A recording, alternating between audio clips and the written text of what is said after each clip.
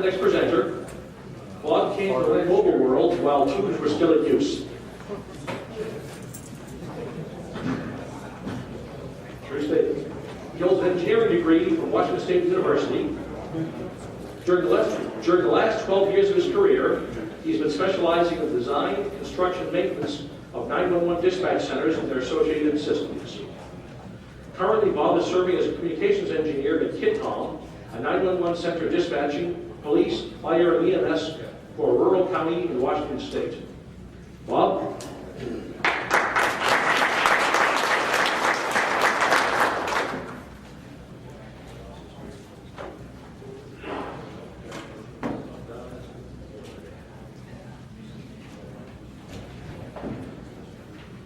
Good morning, everyone. How many of you have used Spectre TAC or G version of voting? How many are still using it? How many of you are using the JPS Raytheon SNV-12? Okay. What we're going to cover today is a little bit on optimization of the SNV-12.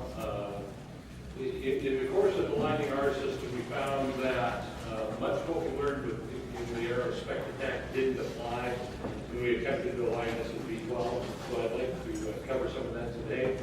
There is a longer version of this available, and if you get a hold of me after the session, we can talk about it and time to present that. And that longer version deals more in the differences between what we found with Spectre TAC and the Raytheon SNV-12. A brief review. The voting decision in the SNV-12 is made pretty much as follows. The DSP determines the noise floor measurement. It looks at the frequency range of about 2.3 to 3.2 kilohertz. My comment on that is, even to a greater degree than Spectre TAC, this is primarily looking just at noise. It develops a hex representation of the noise level, and that hex representation, if you look at it using the STAT command, which is available with the remote connection, is 001F. The SNV can alter, the SVF, the module can alter the hex output using line utilization settings. And then after the initial vote, that initial vote takes on the order of about 80 milliseconds. What happens is the processor, the CPM, pulls all cards left to right for noise about every 50 milliseconds. And it depends on how loaded your chassis is and how many cards you got in and how many chassis you have. The processor checks the number of sample settings that you've got on the card. It checks the hysteresis setting that you put on the card. It selects the highest hex count, which is the lowest noise floor, where hysteresis, and it checks that. And then the processor selects the card with the highest hex count, where the hysteresis and noise samplings are now true. Okay, so this is a very long process that goes through to decide which card it's going to use. And a quick note here is that pilotron has to be absent for the module to be considered in the voting process. You can set that differently, but in general, when you're setting them up for our conventional systems, that's the way you use it. The SNV-12 tends to vote completely on noise floor, and there's no perceptible influence from the voice range. Also, the SNV voting transitions are based on a selectable algorithm, which is based on recorded noise floor, the required hysteresis, and meeting the required number of samples. And that's radically different than you're used to if you use Motorola's Spectre TAC product or other analog motors. Pretty much the title of this slide would be, hey, it's all about the receiver. And the receiver in a system where we've used Raytheon's PTG-10 to develop status or pilot tone.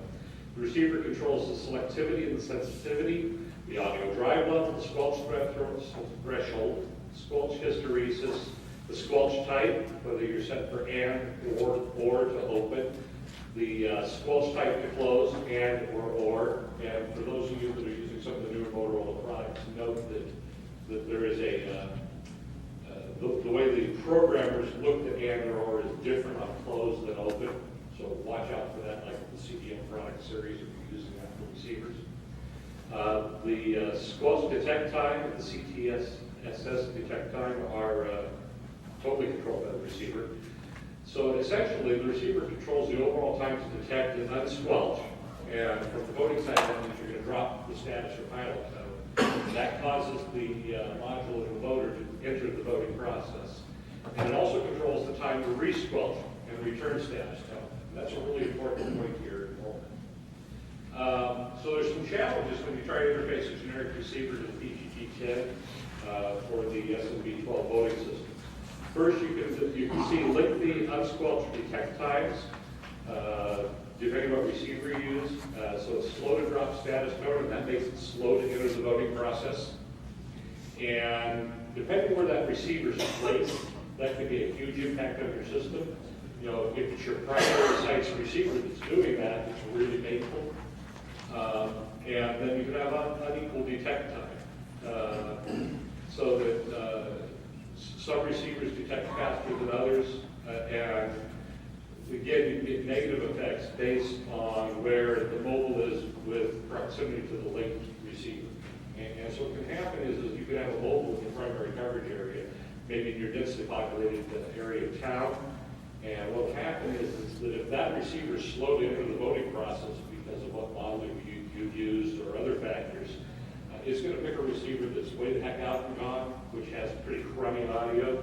So when your receiver, which should be sounding good, wants to enter the voting process, it does so using a site that's a long ways away that has pretty crummy recovered audio.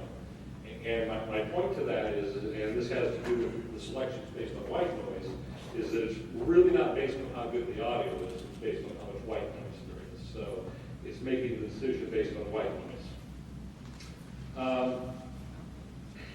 One of the other challenges we've noticed is there's a non-synchronized squelch and forward transitions. So essentially what happens is that as the receiver squelches and drops audio, it may do so before it drops core. In that where they're using a digital processor inside the radio, it may mute the audio before it transitions to the pin on the back of the radio that we're using to control the PTT-10 return to status tone. And so what happens is that you've got dead air before the return to status tone. And we're dealing with things that are in the sub 50 milliseconds times n being the number of samples required before the transition occurs. And so what happens is you're offering the system dead air. Well, that dead air sounds pretty good because it doesn't have a lot of noise floor. So you may find that you can cause the SNV-12 to vote a site which is squelched, but not yet returned status tone. So it's something you have to be really careful of as you're playing with that. It can be influenced by squelch type programming in the radio. You can see chattering and lack of squelch hysteresis versus the core pin. There is a huge influence on whether you choose loose or tight squelch settings in your radio. Many of you may remember that kind of the mantra was setting up spectrum back is you set the receiver squelch to the point where the receiver did not deliver really bad audio into the voting process. So, which would and the typical squelch setting you might have been on the order of 0.6, 5 of a microvolt. And what you were ensuring is that if the receiver was dropping status down and going to the spectrum, the audio being delivered to the spectrum was reasonably good and able to be understood. Just the opposite seems to be true when you're setting up squelch settings in the SNV-12 environment. The SNV-12, and that's the slide that I didn't change. The SNV-12, I should say, seems to prefer the loose squelch settings. The question is why? And it turns out that the loose squelch allows the voter to do its job. And what it'll do is it'll actually track, rather than squelching and returning pilot